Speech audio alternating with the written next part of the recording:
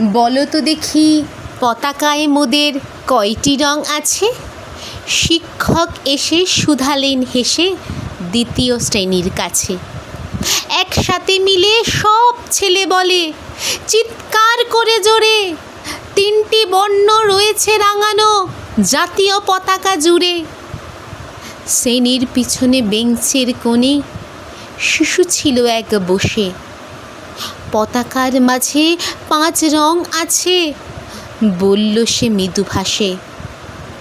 কথা শুনে বাকি শিশুগণ হেসে খায় লুটোপুটি।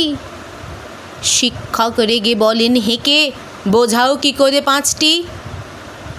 মাথা নিচু করে ভয়ার্ত স্বরে সরল শিশুটি বলে, ওপরে গেরুয়া, মাঝখানে সাদা, সবুজ আছে যে তার তলে, আর আছে আঁকা গোলাকার চাকা, নীল রং আছে এতে।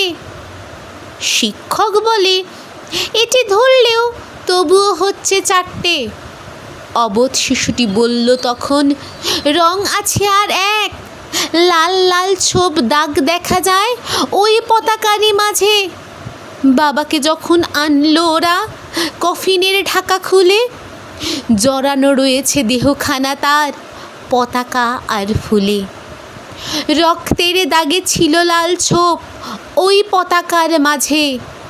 এই নিয়ে মোট হলো না 5টি, এবার তো ঠিক আছে। সরল শিশুটির জবাবখানা কাঁপিয়ে দিল বুক।